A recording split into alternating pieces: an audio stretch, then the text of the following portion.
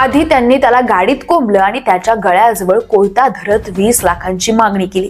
महाराष्ट्र आणि गुन्हेगारीचं गेल्या काही दिवसांपासून एक रेषीय समीकरण बघायला मिळतं आणि यात प्रामुख्याने नाव घेतलं जातं ते कला केंद्राचं।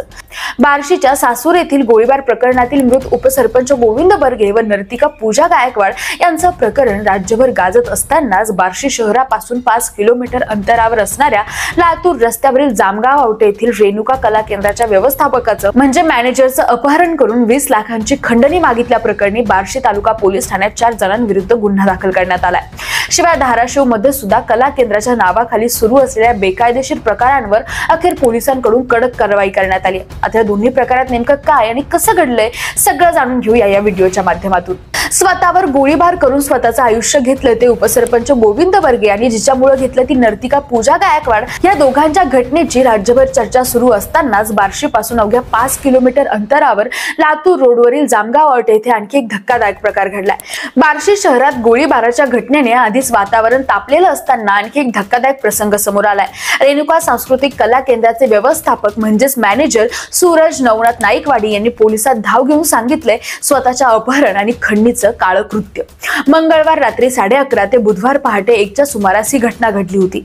सूरज यांच्या म्हणण्यानुसार कला केंद्राच्या प्रवेशद्वाराजवळ अचानक 4 चाकीतून विशाल रणदिवे व त्याचे 3 साथीदार आले। त्यांनी सूरज यांना जबरदस्तीने कारमध्ये ढकलून बसवलं, दरवाजा बंद केला आणि गाडी कुर्डुवारीच्या दिशेने वळवली। खांडवी जवळ पोहोचल्यावर एकाने त्यांच्या गळ्यावर कोयता ठेवला आणि आईकडून 20 लाख रुपये मागव नाहीतर हातपाय तोडून टाकीन असं धमकावत मारहाण सुरू केली। त्या भीषण अवस्थेत काही वेळाने गाडी शेंद्री जवळ एका हॉटेलपाशी थांबली। गप्प जेवण कर नाहीतर ठार करणे अशी धमकी देऊन आरोपींनी जेवण केलं आणि सूरज यांना सुद्धा जेवण करायला लावलं। तेव्हा रणदिवे मद्यप्राशन करत होता।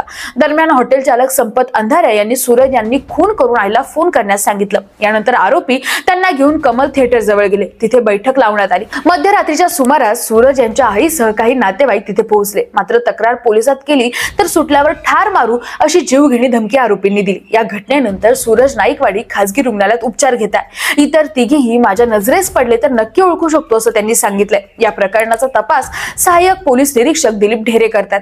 पण कला केंद्रात बाबतीत घडलेली ही काही पहिली घटना नाहीये। या दरम्यान धाराशिव मध्ये सुद्धा 5 कला केंद्रांवर धाड टाकून पोलिसांनी कारवाई केली आहे। पण या कला केंद्रांमध्ये नक्की सुरू तरी काय होतं तर धाराशिव तालुक्यात अवघ्या काही दिवसात कला केंद्रांवर धडक कारवाई झाली आणि जिल्ह्यात खळबळ माजली आहे। आळणी येथील साई आणि पिंजरा या केंद्रांसह चोराखळी येथील पाटी, गौरी, कालिका, महाकालिका कला केंद्रांवर स्थानिक गुन्हे शाखेच्या पथकाने छापे घातलेत। विशेष म्हणजे या चोरीखळीतील महाकाली कला केंद्रात महिनापूर्वी गोळीबाराची घटना घडली होती, त्यामुळे ते केंद्र पुन्हा चर्चेत आले। नियमाप्रमाणे कलाकारांसाठी उघड्या स्टेजवर नृत्याची व्यवस्था करणं आवश्यक असताना या केंद्रांमध्ये मात्र बंद खोलीत रात्री उशिरापर्यंत नृत्य सुरू असल्याचं पोलिसांना आढळून आलंय। फक्त इतकंच नाही तर परवानगीच्या वेळा डावलून पहाटेपर्यंत ही केंद्रे सुरू असल्याचंही निष्पन्न झालंय। या बेकायदेशीर कारभारामुळे परिसरातील नागरिकांमध्ये तीव्र नाराजीचे वातावरण निर्माण झालं असून पोलिसांनी या प्रकरणी भारतीय दंड संहितेच्या कलम 188 अंतर्गत गुन्हे दाखल केले आहेत। चौकशी सुरू असून पुढील कारवाईची तयारी सुद्धा सुरू आहे। या छापेमारीनंतर जिल्ह्यातील इतर कला केंद्र चालकांचे धाबेदार आणले असून सर्वत्र भीतीचं वातावरण पसरलंय।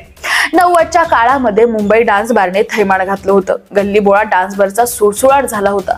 या डान्स बारवर नेहमी नोकरदार, श्रीमंतांची पोरं, धनदांडगे यांची गर्दी असायची। एवढंच नाही तर गुजरातहून अनेक छोटे मोठे उद्योजक शनिवारी गर्दी करायचे आणि छमछमवर पैशांची उधळपट्टी करायचे। या छमछमच्या दुनियेमुळे अनेक कुटुंब बर्बाद झाली। नंतर सरकारने ही डान्स बार संस्कृती बंद पाडली, पण आता मुंबईला लाजवल असं समजमचे प्रकार मराठवाड्यात पसरले। धाराशिव, बीड आणि सोलापूरच्या पट्ट्यात कला केंद्रांनी नुसता उच्छाद मांडलाय। एकट्या धाराशिव मध्ये 10 ते 15 कला केंद्रांनी बस्तान मांडले। अशाच एका कला केंद्राच्या दारात जाऊन गोविंद बर्गे नावाच्या उपसरपंचाने मागील आठवड्यात स्वतःला संपवून घेतलं होतं। एका बाजूला गोळीबार, खंडणी आणि अपहरण तर दुसऱ्या बाजूला रात्री उशिरापर्यंत सुरू असलेले बेकायदेशीर नृत्य प्रयोग। हे चित्र निश्चितच धक्कादायक आहे। सरकार आणि पोलिसांनी कारवाई सुरू केली असली तरी प्रश्न अजूनही तोच आहे, कला केंद्राच्या नावाखाली वाढणारा हा अड्डा नेमका कधी आणि कसा थांबणार? तुमचं काय मत आहे? अशा केंद्रांवर कायमस्वरूपी बंदी यायला हवी का की कडक नियमांच्या चौकटीत ठेवून त्यांना चालू द्यायला हवं? कमेंटमध्ये नक्की सांगा आणि सोबतच मराठी मंडळीला सबस्क्राईब करायला विसरू नका। धन्यवाद।